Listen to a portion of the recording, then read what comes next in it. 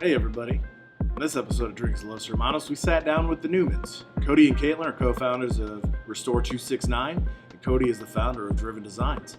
Hope you enjoy.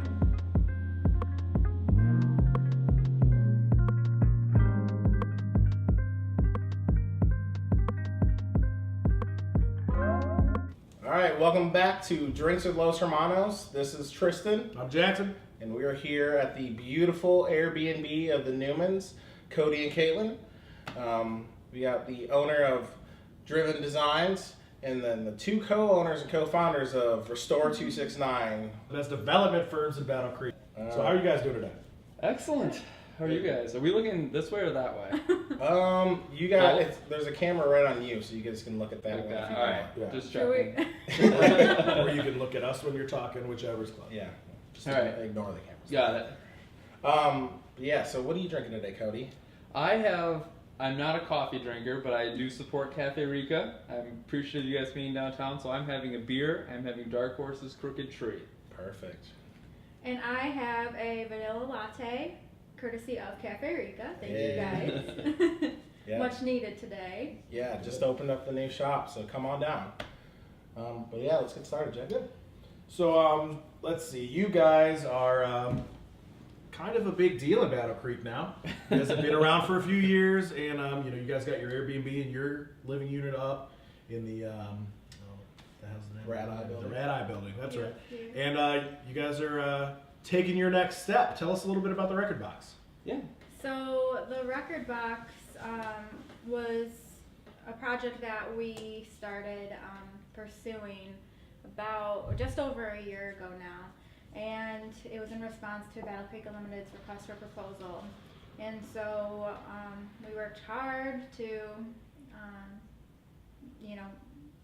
be awarded the building, and in the spring of last year we were awarded the building. We had the building completely pre-leased, and so we have a brewery going in on the lower level, an office tenant going in on the second floor, and then a multi-purpose event space on the third floor. So it's super exciting. It's been a long year of all these steps to make this project happen, but we're super excited. It's happening. It's just, it takes time. Definitely, we've learned that through our own ventures. yeah. Yeah. And you guys are both from Battle Creek, right? Yeah. Yep. Born and raised. Born and raised here. We've been together for 12 years. High school sweethearts. Awesome. Yeah. So we've known each other for quite some time, and I think that's what makes us a great team. And we always talked about we wanted to do something together. So to find that, it's been pretty great. Good. That's good to hear. It's always good to see family members working, because since we're brothers, doesn't always work out, but there's also those groups that you see that they complement each other very well, so they're the best partnerships. Yeah. So let's talk about how you guys kind of got into the development. Like, you got some architecture background. Yeah, so I can kind of talk about that a little bit. So it started back with, we both went to, first Caitlin went to college at Western for her undergrad, and then I went to KCC for 2 years, and then I went to U of M, and then Caitlin went to U of M for grad school.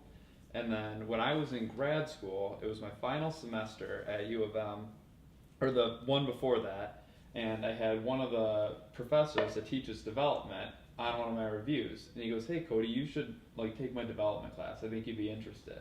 And I'm like, "No, I don't want to be a developer. No thanks." And he's like, "You really should." And one of my friends was going to take it. I'm like, "All right, fine, I'll take it."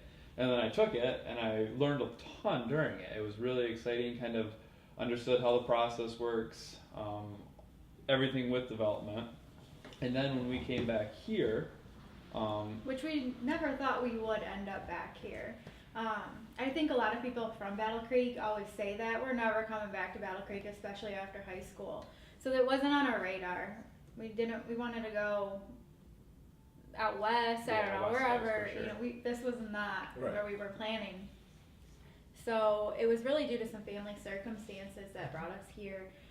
My uncle had passed away the summer, right, before. or the winter, just the March, I guess, before we got married, and he left, the family house to me, and so. Which technically that was the start of our development. Yeah. Looking So back when at that happened, that was crazy. We were in college and we had this house now. It's paid off, and we're like, oh my god, what are we gonna do? Like we don't know what to do. Yeah, we don't know anything about. We're renting an apartment in college.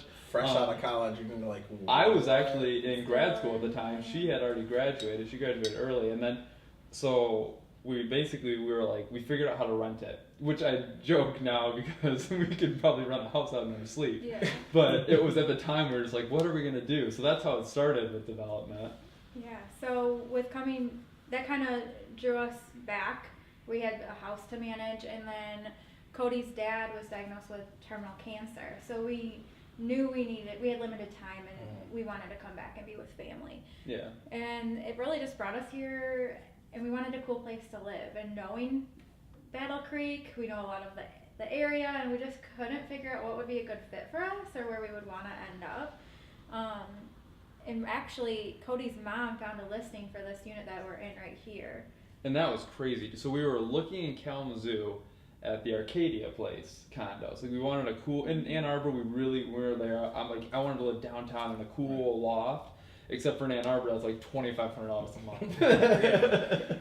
So we were like, that's just never gonna happen. But when we came back here, we were looking at some of the condos over in Kalamazoo there, and my mom, we hadn't even thought about Battle Creek to be honest, and my mom found this unit, and she just emailed me the listing, and instantly we fell in love. Like that night, it was just like, we didn't sleep. We were just like thinking about it. Like, well, how do we make this work?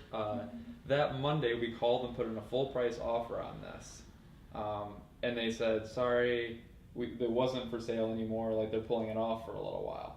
So we're like, oh shoot, we were crushed because we knew we were coming back at this point. Yeah. And so we happened to have dinner with another architect in town, Randy Case, who I was working for at the time, that weekend. Like this timing's crazy now that I think back on it. And they told us there was a second unit in the back, and we're like, well, who owns that? So we did some research, found out who owned it, and then they said they couldn't sell it at the time, but they could rent it to us. And so that's how we ended up here at first, is we rented for about a year in our unit. Just the one residential unit we rented. And it really, just living downtown for a year gave us a whole new perspective of downtown and Battle Creek in general. Instead of seeing so much blight, which there's plenty of, we saw tons of potential and an opportunity to turn that into something. So I guess that was kind of the start of Restore 269. At that point, we knew we were going to purchase this building, or we wanted to approach the owners. So how much longer after you guys were renting it did you guys know you were going to purchase the other So half? the timing was pretty good. I wanted to be a licensed architect when we were doing this, so I was taking all my exams during the summer, and I got licensed, and then I had about a week, like where I was being licensed and I was all good to go, and the owner of our unit had messaged us and said, hey, we're ready to sell. And we said, great. Like it was like the timing could not have been better. I just like literally a week before got my license in the mail, and I was like, we're moving, like sweet, that's awesome. So so that's kind of how that started right there. Yeah, and so we approached the owners of the building, so it was two separate owners, and they were willing to sell.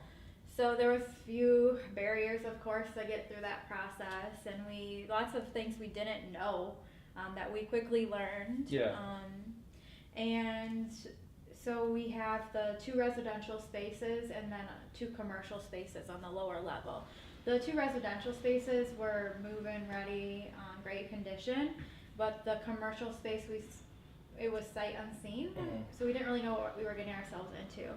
And really, it was overall in great condition. The building had been renovated in 2006, and so it was in decent condition, but it needed most of the systems needed updating, and then the old tin ceiling was peeling the paint. because of poor heating and cooling for so many years. The building had sat empty. And being naive, I was like, well, this won't be, I'll just scrape it in a weekend and then we can paint it the next weekend. That's won't be a famous big deal. last words. In a weekend. The amount of times I've said that. So we probably got, like, if this ceiling here is probably 15 feet, and the first weekend I got like that portion done, and it goes all the way back.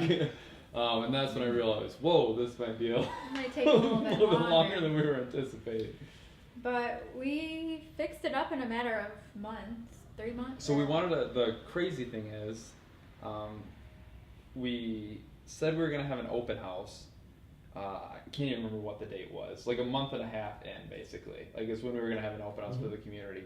And I remember the weekend before, we were like, oh crap. I mean, like we have photos of it. If we showed you guys would just laugh. It was hilarious because the space was just looked like a bomb went off in there. Nothing. I mean, literally a bomb. The paint sprayer had like exploded in the middle of the night. So I remember it was Tuesday morning. I told work I wasn't going to come in Wednesday. Like we pulled an all-nighter and that so, night. Yeah, Tuesday I came home from work. We changed, went all night long, and then Wednesday went all day Wednesday, all night Wednesday. Oh no, I went to bed at like midnight on Wednesday, and then I got up at like 6 a.m. to go to work the next day.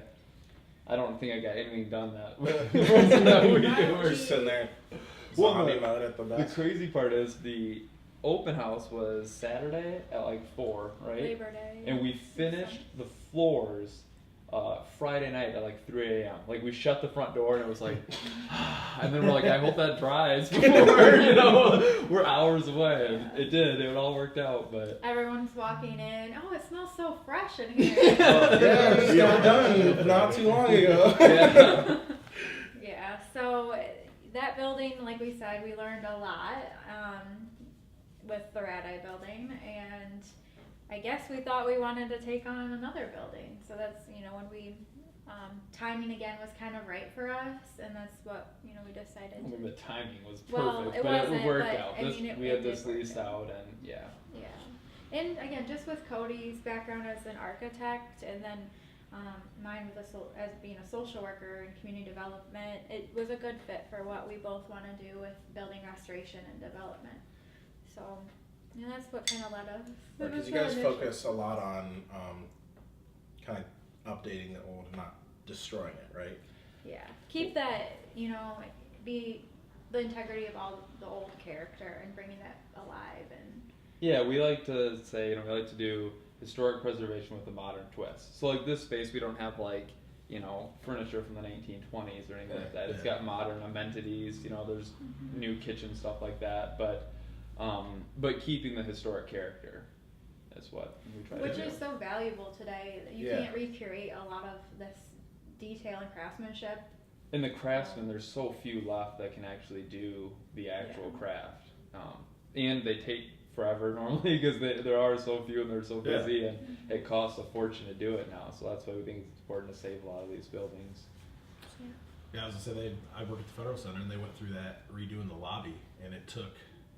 I mean, they had that on the books in 2012, and they just finished that about a year ago because they had to get people to come in and restore the marble that was the original marble and all that stuff, and it just takes forever. And it's like you said, because there's a select few people that still do it that way, and since it's like that's a historic site, so they have even more rules because it's the U.S. Historic Register. Yeah. Yep. But it's worth it because that's our history. Right. And when you get rid of that, our history is gone, and you miss out on a whole lot. We believe that buildings are meant to bring people together, and when you tear them down and there's only a surface lot or a parking structure, that's not bringing people in, bringing people together. Although very necessary, you need to have parking for people, but a building that's meant for business and social things, that's what really matters, to get people down here. So we just wanted to have, a little bit of impact on downtown and downtown living. We love living downtown and the convenience of walking out your door and going to the coffee shop and going to dinner. And so anything that we can do to be a part of that, we said you could be, coming back, you could be a part of the problem or you could be a part of the solution. Right. Yeah. And that's kind of what I've figured as I came back from Grand Rapids this past year. Like you said, leaving out of high school, everybody's probably got the same thing in mind. I'm not coming back ever, but things do happen. You get brought back for whatever reason it is, and you can either build where you want to live and what you want to do, or you can just complain and be complacent. And Exactly. it'll never get fixed with complaining, but if you take a step to do something, maybe it'll get just one millimeter closer to being where you want it to be. Well, and there's the potential here. Yes. It's amazing. I mean, if we flash back, had gone out to Seattle or Portland or something, right now we would probably be working 50, 60 hours a week, making hardly any money, and Oaks, it's so competitive out there for a job. And then our cost of living would be insane out there. So all we would literally do is work and then come home to a crappy apartment every day and think we were, living it up and things were so great. But, after like 5 years of that, we'd probably like, okay, we're exhausted. We haven't got anywhere with our jobs. There's just, and versus here, like the potential to. Yeah, and you can have a much greater impact sooner. Correct. And so that was it's something that we didn't recognize, I guess, at first, but we definitely see that now. Right. Is that you're one of not that many others in business, or you have you can fulfill a need that, and you don't have that much competition, at least not right now initially. Right. So. Yeah, because this being, would you say this is so that if the Airbnb and then the commercial downstairs and your apartment, would the record box be your third project or the second? record box, I mean, I guess with The the rental house, yeah, the yeah, rental with house was kind of we didn't had, or I guess we haven't at that time established Restore 269, but we have the rental house, we have the Rad Eye building, and then we have the record box. So that would be technically the third. Yeah. Okay. Yeah. So yeah, just right there, like Yeah. few years Well, here. we have the back balcony, and we had our eye on that building, and it's in our backyard. Yeah, like I said before, I feel like, I think the last time I said it was Cody looking out, but it was actually you that kind of had the idea, right, to rejuvenate that. Yeah. So we had eyes are on it, and I noticed we saw some pictures, I guess, through the Inquirer in previous years of the interior of the space, and it reminded me a lot of Journeyman Distillery in Tiny Three Oaks, Michigan. And so they have a restaurant, distillery on site, and then they also do events. So it just reminded me a lot. It's old manufacturing building, and it has tons of character, like exposed brick, the old beams and joists with the old wood, the old wooden floors. Like it just has so much character, and we don't really have anything like that here in Battle Creek, especially for events like weddings, and people want that kind of character and uniqueness, and so that's kind of, I saw this opportunity to have an event space, and we could share it with so many more people. There was a lot of talk about having residences there. It's right on the river. No doubt Which would be very cool. Yeah. Amazing. But that way, we can share it with so many more people. Right, like you said, it brings more people together. Yeah, exactly. And we really needed a place like that downtown. We have great restaurants and bars, but we don't have a multi-purpose space. That can have. We have McCamley and stuff like that, but this is a completely different character style. Yeah. And that's great for people that want to have that experience. Like we're trying to offer a different experience with that, and being right on the river is awesome too. There's amazing views out there, and all year round, it's amazing. We've been up there every season, and with the snow, it's so gorgeous watching that fall, or when it rains, you can hear it on the roof, and then in the fall, you can see all the leaves right down the river. So colorful, and in the summer, with the trees full, it's all green surrounding the building, so it's beautiful, and you can see almost every downtown landmark, the Federal Center, both towers, Kellogg's. You can see the school. Yep. See your back porch. Yeah. Landmark someday. So we love the space, and we're looking forward to it, construction ramping up, and then it being complete. So we've ran into some barriers with every project, and we just keep plugging forward. Yeah. So we'll be starting construction soon, and then we still hope. So it's all demos all done and all that? We haven't, not all that. We cleaned out, so like Cleaned there's out. been some cleaning in there, but we have to do demo still. So, but it's cleaned and we're ready to have all the crews come in. We got everyone lined up. We have all the Yeah, all the financing in place. subcontractors. The only thing we were waiting on was the tax credits, and those went in for review right before the government shutdown. And then when the government, that's who reviews it, the National Park Yeah. Service. So we were on hold until they just opened back up, and we do know they're in review. We paid for the fee and everything, and so that's all moving forward. So best case is they have that wrapped up this month. And so March 1st we'll be starting construction, best case. So it'll just depend on their review times. The hard part is they just got back, so And they have a backlog already. yeah, and we should be, like, we didn't lose our place in the queue there basically, but who knows how stressed, that was probably you pretty didn't lose stressful. your place, but you didn't move up at all. Yeah, exactly. So, and they probably have a whole bunch of stuff that it's got to be pretty stressful to come into work. And if your pile's normally this high, have it be this high, be looking over that every day. And So does the delay over down the street at New Holland, does that affect your guys' the brewery coming into your place at all? No, I don't think so. I think that they'll still probably open late fall, early winter is kind of what they're planning. And they may be slightly delayed. It'll depend on when our tax credits get approved and stuff. Because we were hoping to start construction January 1st, and everything was in place until the government shut down. It was just like, what do you do there? I was like, that's... And our other financing is dependent on the tax credits. Yeah, so you can't just like partially sign. That was the hard part. But we've, are heavily invested in it, and it's happening. Like we said, it's just a matter of Of when. Yep. And you just have to go with the flow of things. Because if you get stressed out over things you have no control over, like development would not be for you.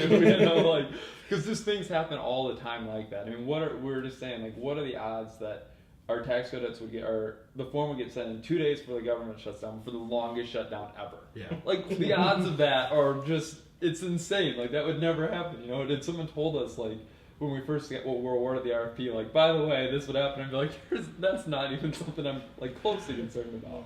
There's no way. So, you just got to go with the flow of things, and when things like that happen, just shrug them off and be like, well, there was something I could do, control those things, but others just let it go. you just have to accept the things that aren't in your Right. control, and just which is hard. It's Yeah. very hard for us. Yeah. But what can you do? Would you say that's something you guys kind of helps cope with it? Like, I can't do anything about it, so I can't stress about it. I definitely think there's stress. Right. Yeah. But you have your moment Right. that you need to take, and then you have to accept what you cannot change, and then sit with that. Luckily, we do live in a really supportive community. Yeah. It's been, the community's had our back on every project we've done. They've been really excited, and that's what makes a lot of this possible. If the community was constantly giving us crap all the time, then it would be really tough to move forward with this. But everyone's always had our back and been really supportive. Yeah. So I know, especially in this podcast, we like to hear about the hurdles. You guys talked about some of them. Were there any more in either or of the projects? We always say, I'll start with the $1,000 mistakes. So I call them $1,000 mistakes. Like, it seems like everything that breaks ends up being about $1,000. So we've had a ton of those that are just like unexpected things that it was actually funny. Right when we had submitted the RFP for the building next door, when we were awarded it, we just said, okay. Like, I was joking to Caitlin. This was a total joke. I was like, now we'll be okay as long as nothing goes wrong. And literally 5 minutes later, the renters at our house up the road there that we've never heard from ever were like, the water heater just went out. Like, literally within 5 minutes of me saying that. And I was just like, well, whatever. You know what I mean? It's like, oh, it is what it is. But the floodplain. that was the crazy one here. So we were 48 hours from closing. Wednesday night, the banker called me at 6 o'clock on my drive home, and he says, Cody, I got some bad news. And we had to close Friday at 10 a.m. Like, that was when we were closing, period. And he goes, I got some bad news. 115A, which is this Airbnb unit on the second floor, mind you, is in the floodplain. And I go, like, the whole building's in the floodplain? No, just that unit. We had a I didn't even know it. They're like, we had some company in Texas do some survey, and So I'm like, send the survey to me, like right now. And so he sent it to me. I got home and I looked, and there's just like the streets are like 2 lines, literally like 2D lines, and there's just this imaginary circle, and it's clipping the corner. And I'm like, it's a 2nd-story unit. I'm like, if this floods, like we have bigger issues than the floodplain. You know, like, better get Noah's Ark ready. So that was so the next morning. They said, I called the bank and like, what are we gonna do? And like, we have to call FEMA and just like have them like get rid of it. And so you go to FEMA's website and I'm all ready and I'm like looking it up and they're like, it's like 48 days for them to review. And I'm like, we do not even have 48 hours. I'm like, no, this is a mistake. Like this company made a mistake. And the bank's like, we won't let you close. So I spent the whole morning trying to get a hold of anyone at FEMA and then like just sending emails. And finally, it was like 2 o'clock in the afternoon, and I'm like, we have to close, because this is the day before closing. Yeah. And I'm like, we got to close. So I called the insurance company. I said, can we get flood insurance by tomorrow morning at 10 a.m., which the insurance guy's like, kidding? And he's like, sure. He's like, it's going to be like $12,000. And I'm like, oh, crap. So I'm like, all right, we got to order it. We have to do it. And I hung up the phone with him, and the bank called 2 minutes later, literally it was within 2 minutes, and they said, Cody, you're not in the floodplain. I hung up on him, called the insurance guy, and I said, do not order that. I sent him an email, and I called him, and he says, don't worry, we're good. And I was like, oh, thank God. Because once you order flood insurance, by the way, it's non-refundable for the year. So even if we had just ordered it and hit cancel, we would have just lost $12,000. Yikes. You guys in timing, huh? And it's always the last minute. Like, we try to be super proactive people. And this, like, just crazy nonsense at the last minute comes through, and you're just like, what? Oh, I lost probably half of my head of hair that morning. That was probably the most stress in, like, a day. Man. Can't even imagine that. No. And we did not have the extra 12,000. We were totally blowing at the time. I don't know what we would have done. Do it. Yeah, it was just like, do it, order it. And luckily they don't ask for your money or anything. They're just like, yeah. Just bill me later. I'll figure a way. Yeah. I don't know, any other hardships? I mean, there's been other little ones, but I mean, those were definitely the craziest. The tax credit one and then the floodplain were pretty nuts. It's hard to beat those stories. Yeah. But now you're thorough, right? Exactly. Yep. Well, we're pretty excited for all the stuff that's, Record Box. You guys doing this stuff here. Is there anything else downtown that's got you guys excited? Yeah, I mean, first, you guys being literally neighbors, that's exciting. Right there. Yeah, everyone, I'm excited to be able to get my coffee fix on the weekend. There you go. Sure. Everyone, Cafe Rica, right up the road from us here. Yes. 80 West Michigan. We're excited for New Holland. And I'd say the Heritage Tower, because what we're doing and a lot of other projects are kind of dependent on more residences. Yeah. And having more people down here. So we're super excited for that as well, just to see more foot traffic. And we're down, we've lived down here for 3 years now, and it's pretty quiet. Yeah. Especially since Arcadia left. Like, this used to be a busier end, but since they've left, it's very quiet. And we, go to Griffin and we'll walk down the middle of the road because there's no traffic and there's no people around. So we're excited about that. Yeah. It'll feel more like a downtown Right. than like you're in the middle of the country. Yeah. We're also JPG Resources coming downtown. Yeah. A lot of the existing companies that are here are really exciting. So. We're pretty excited about all the things happening. Mm-hmm. Yeah. It's really exciting to see a bunch of vacant storefronts that have been that way for years coming up with new stuff. And we love that these old buildings are being renovated. Right. The majority of them. And unfortunately, there's not as many as there once was, but that's what we're all about, is preserving what we have left. Yeah, and then the Shranks building's getting torn down too. Yeah. So. That's really unfortunate, but sometimes You can't save them all. And, Right. Yep. we just, we hope that new development happens there, and we'll be excited to see what comes for that. It's an awesome street front. So hopefully really it's is. utilized. So, Cody, you started Driven Design, 3 months ago? Officially, it's been officially 6 months or so. 6 months. Right around there. Yep. So, talk about how that's that journey, like how you've decided quit your job and start this full time? Yeah, so that was really one of the exciting things about doing all the development stuff. We did a lot of the development stuff. We were able to get a lot of really good publicity from that and meet a lot of different people. And being an architect, as my day job, I began seeing that I could really understand the pain points of a lot of clients. I get what it's like to do development. We physically did a lot of the construction for this and plan to do a lot next door there. So I say like we're the GC, the general contractor for next door and here, and not like in the sense that a lot of people use GC nowadays, where they're like, oh, I called people and subbed a lot of work out. Like, we literally swing hammers and do a lot of that work. So being able to understand the entire construction process has been a huge advantage from financing, and I began realizing that like that's really what I love to do. And there was no job that you could swing a hammer in the morning, do design work all day, and then at the end of the day, like, have a call with Goldman Sachs to be syndicating tax credits in a tranche. Like, it's just like totally over the spectrum, which is what I love. Right. So I kind of had to create my own job in that sense and be able to utilize that. And it's been awesome. I've had a lot of really great clients in the area that have wanted to do similar projects to what we're doing. It's been really a benefit to, I feel like, both the clients and myself, because I can walk them through a lot of the pro forma process, a lot of things like that other architects can't, and help them understand the spaces. It's kind of like an all-inclusive architect then.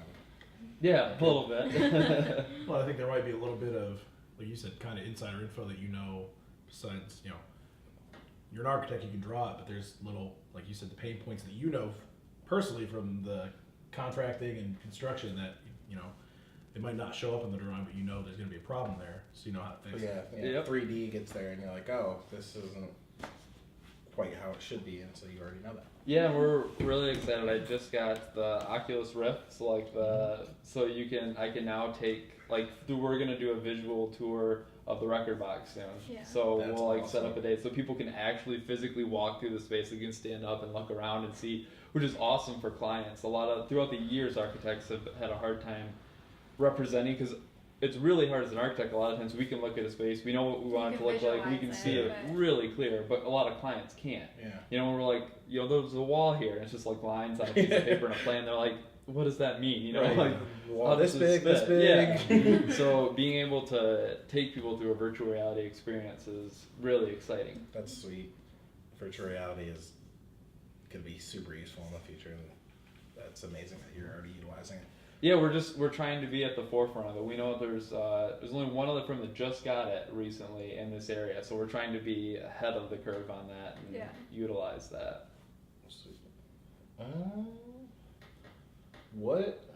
So now that you have the record box going, do you guys have anything else in mind in the future, and like what kind of is the master plan for Restore 269? You can say. Well, we do have another project in mind. We're working on that. More will come. Of it. Yep. Yeah, more will come with that. But we definitely have a few buildings that we'd love to be a part of and help renovate, even if we don't own it. But just help others in the restoration process in preserving these old buildings that we have. So we have a few that we'd love to own, or like I said, be a part of. There's one building very close to here that we're hoping that might be our next project. Okay. So we will see, and then we'll see what comes. I mean, like we said, none of this was planned. No, like this just happened. We just kind of stumbled into development. Like Cody said, we never planned to be developers, right. But here we are doing it, and we love it. And yeah, as long as we continue to love to do it, and we're able to make the numbers work and stuff, we'll keep doing it. Yeah, just to bring, we see there's a need or demand in our community. We want to help meet it. We want to work with other community partners to bring them downtown or bring an old space back to life. So we'll see. We got some things up our sleeves. So. Okay. We're sticking around, that's for sure. sure. Yeah, we are sticking around. We are planted here. Not getting deterred away from your hiccups over there. I like to see that. We're planted here. All right, well, we like to end each one of these with the same 2 questions. Get it from everyone, kind of get a little different viewpoint, but same question. So the first one is, you guys have already talked about a lot of them, but a hurdle, a mistake, or a disaster that has set you back but propelled you further. And then either business or personal advice for anybody who professionally wants to start a business, wants to do whatever. I mean, just general advice that could help anybody out. So I would say the biggest hurdle that ended up being a major benefit was ignorance. Like we joke about that a little bit, but it's huge because what we didn't know didn't hurt us. Like if we were able to go back and talk to ourselves and tell us everything that happened, even if we told us it's okay, like it comes one at a time, you'll be fine. But like if we just had this like laundry list of everything that happens, there'd be like there's no way anyone would sign up for this stuff. So the ignorance, like as we went through, every time we were starting this process, when we had these little hurdles come up, they came one at a time, luckily. Sometimes they come 2 at a time, but at most 2 or 3 at a time. There was never like a time where someone was just like, all these things bad happened at once, and you were just like, oh my God, that would just crush us. So luckily, every time something bad happened, you just kind of were able to keep going. So the ignorance of not knowing that was huge. Mm-hmm. Yeah, I think that's huge, and really we just go with the flow of things. Expect the unexpected, and don't get discouraged. Don't get discouraged by it. There were many times that we had to look at each other and really decide, is this something that we want to pursue? Is this something that we want to continue? And we're thankful that we did, because it gave us so many more opportunities. And then you just never know where it's going to take you. So I mean, we never thought we'd be doing development, like we said. We never thought we'd have an Airbnb, and then an event space. So teaming up with a brewery. Like it's just you just never know where life is going to take you, and be thankful for it, and be thankful for everyone that's a part of it. So we're very blessed for that. Yeah. Any advice that you? Like I said, expect the unexpected. And go with the flow, I guess, is the best advice, and just love what you do, for sure. I was just actually talking to someone the other night about being an entrepreneur and like that lifestyle and the path with that, and I thought back to Jim Carrey had a really good quote not that long ago that said, what was it? I don't remember exactly what it is. I don't know what you're talking about. Oh, you can fail at what you don't want to do or what you don't want to be, but I'm sorry, Jim Carrey. So you might as well try what you love. So basically, the gist of it is a lot of people are too afraid to take the risk and go out on their own and do the things like that because they have a steady job or something like that. That they're just like, I can't leave this because there's healthcare and stuff. And he gave the example of his father was an accountant, and he could have been a great comedian. He said he was hilarious, but it was a safe job, so that's what he did his whole life. And then when Jim Carrey was like 12 or 14, his father lost his job as an accountant, and the family struggled and stuff like that. So the lesson was, well, had he just tried to be an accountant, worst thing is, or if he had tried to be a comedian, if he had failed, he could have always gone back. Ended up in the same place. Yeah, exactly. So take the risk is what I'm telling a lot of people, and it is scary. It was scary when I quit my job. We were in the middle of the development, and still are, and just decided, hey, like, I think I can do really well as an architect and do this, and it always is scary, but it's really rewarding if you put in the work. And then you don't have that wonder too, like the what if I didn't do that? You tried and you gave it your all. So you don't have that thought of, well, I could have or would have done that. And a lot of businesses do fail. Like it's some insane percent that startups fail within the first 5 years, and it's okay. Like failures happen. You either pivot and you do something different, or that's when you go and you get a job at that point. And then at least you knew. And it makes you more marketable. Like if you do have to go get a job at that point, you knew how to run a company. So it's like. Good skills. That's great advice. Anything else? No, I think that's all I got. You guys have anything?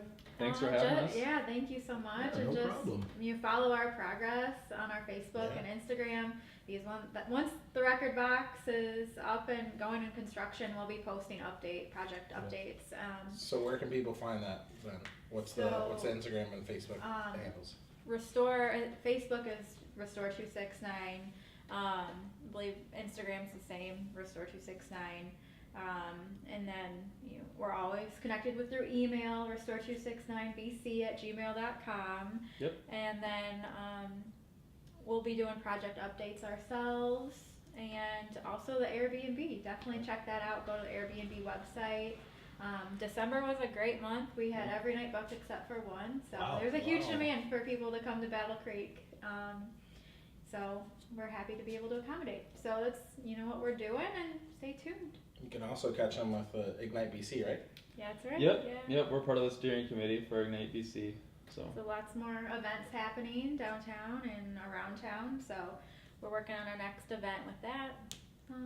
Very exciting. We'll be sharing what that next event is Perfect. sometime soon. Huge difference makers in Battle Creek.